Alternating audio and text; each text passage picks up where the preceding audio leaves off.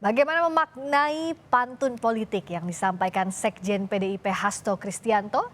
Kita akan bahas bersama pengamat politik dari Universitas Paramadina Ahmad Hoirul Umam. Mas Umam, selamat malam, apa kabar? Selamat malam Mbak Priska, kabar baik.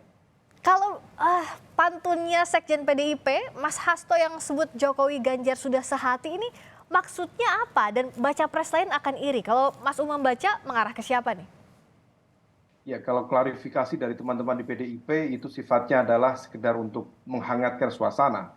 Tetapi kalau misal kita sekali lagi kemudian cermati konten dari pantun yang disampaikan oleh Pak Hasto, maka sebenarnya pantun itu memiliki muatan serangan sekaligus sentilan terhadap kekuatan yang selama ini mengklaim memiliki kedekatan dengan Presiden Jokowi. Nah, dalam konteks ini kalau misal kita cermati, diakui atau tidak, maka elemen yang berpotensi diserang atau disentil oleh pantun Pak Hasto adalah dari kelompok Pak Prabowo Subianto. Karena bagaimanapun juga meningkatnya elektabilitas Pak Prabowo, kemudian bagaimana kedekatan yang dibangun oleh Pak Prabowo sendiri dengan beberapa momentum pertemuan belakangan ini, diakui atau tidak, memberikan insentif elektoral yang cukup signifikan. Nah, oleh karena itu, upaya yang disampaikan oleh Pak Hasto bisa dimaknai sebagai sebuah upaya mengkapitalisasi Presiden Jokowi sebagai bagian dari keluarga besar PDIP, sehingga kemudian tidak menjadi bahan rebutan dari kelompok-kelompok atau elemen capres yang akan maju di 2024 mendatang dari luar PDIP.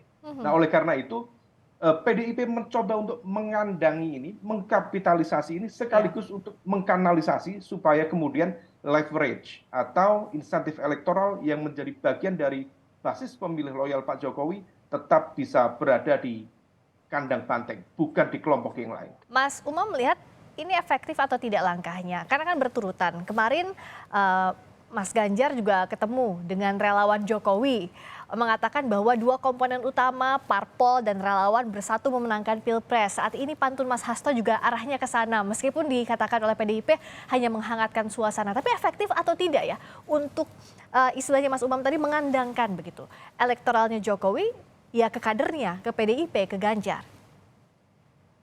Ya, diakui atau tidak, memang soal efektivitas itu menjadi sebuah tantangan tersendiri. Karena bagaimanapun juga di lingkup lingkaran internal pemerintahan saat ini, ada tendensi atau kecenderungan terjadinya faksionalisme dalam konteks koalisi.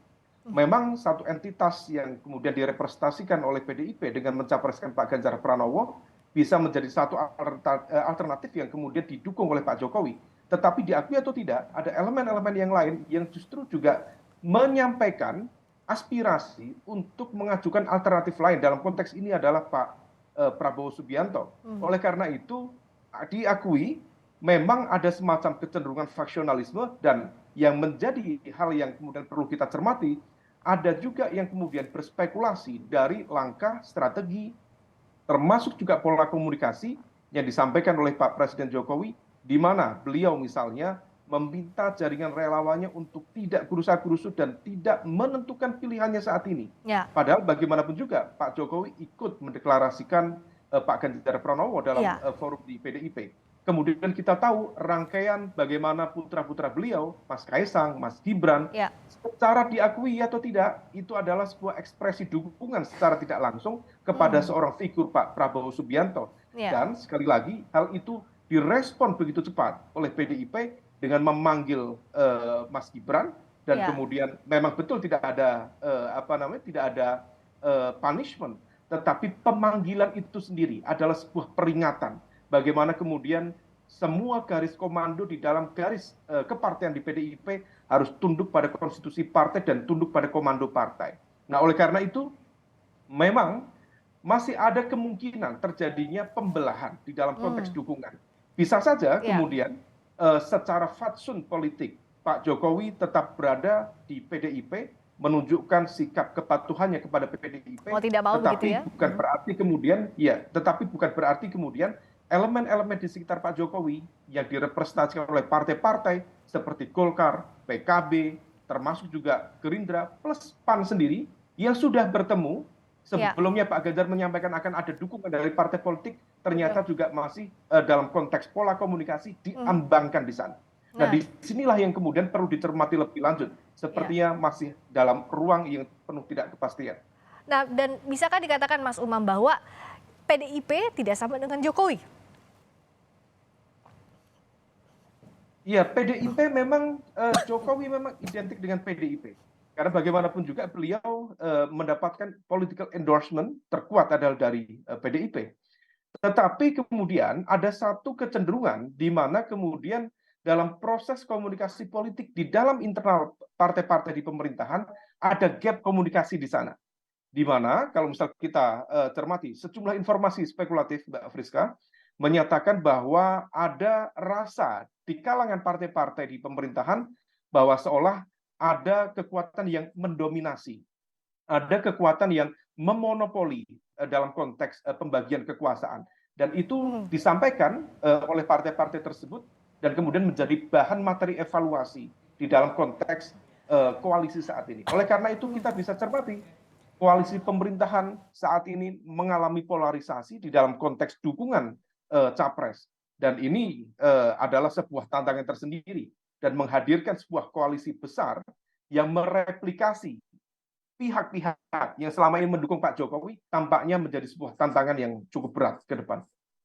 Dan bisakah dikatakan bahwa terbaginya suara pendukung Pak Jokowi ini akan dirawat sampai nanti Pilpres? Karena kalau kita lihat arahnya kan keberlanjutan tentu yang dituju. Begitukah? Iya, tentu dari gerbong pro pemerintah akan terus menarasikan sebuah wacana pro keberlanjutan, pro status quo, dan itu nanti akan berhadapan secara diametral dengan kekuatan koalisi yang menggunakan narasi pro perubahan. Memang bagaimanapun juga dalam konteks ini, ketika kemudian terpecah menjadi dua, Ya. maka gerbong besar pro keberlanjutan berpotensi kemudian mengalami split di sana. Masing-masing akan mengklaim sebagai bagian dari yang melanjutkan kepemimpinan Presiden Jokowi, Mhm. yaitu Pak Ganjar Ya. sendiri dan juga Pak Prabowo dengan partai-partai pendukungnya. Dan ini tentu memberikan peluang yang cukup prospektif misalnya bagi kekuatan kelompok pro perubahan untuk mengambil celah bagaimana kemudian dalam kontestasi ke depan ketika terjadi perpecahan dalam lingkup pro keberlanjutan, maka kemudian dari kelompok perubahan berpotensi mengonsolidasikan basis kekuatan. Dan Mas Umam melihat apakah memang sampai sekarang ya masih cair, tidak hanya pantun Mas Hasto saja begitu yang coba mengarahkan, tapi hubungan Pak Jokowi, Pak Prabowo apakah akan berubah pasca ini? Termasuk juga kalau besok kan akan ada pertemuan PAN dengan Gerindra meskipun kemarin sudah bertemu dengan PDI Perjuangan. Iya, semuanya masih cair, Mbak Friska. Bagaimanapun juga proses negosiasi politik dengan segala model komunikasi, tentu juga ada kompromi-kompromi di sana, sekaligus juga mungkin barangkali tawaran-tawaran kompensasi. Ya. Karena bagaimanapun juga, kalau misal kita cermati, harapan dari PDIP pasca pendeklarasian Pak Ganjar adalah terkonsolidasinya partai-partai untuk memberikan dukungan secara konkret kepada pencalonan Pak Ganjar. Tetapi uniknya, diakui atau tidak, Ya. harapan itu ternyata masih belum sesuai dengan ekspektasi. Ya. Karena ada pemampatan di sana yang kemudian memberikan dukungan secara clear per hari ini Ya. baru P3. Tetapi kalau kita cermati bagaimana PKB, kemudian PAN sendiri, termasuk Golkar, justru menunjukkan ada keengganan untuk berkomunikasi. Dan itu Oh. bisa kita tangkap bagaimanapun juga kehadiran atau kedatangan Pak Hasto bersama Pak Arya Bima ke kantor PKB beberapa waktu lalu, Iya. sifatnya adalah jemput bola. Dan ini berbeda dalam konteks di 2013-2014 Iya. ketika PKB secara sukarela dan Datang, partai-partai lain datang kemudian ikut memberikan dukungan political support kepada Pak Jokowi waktu itu. Ya.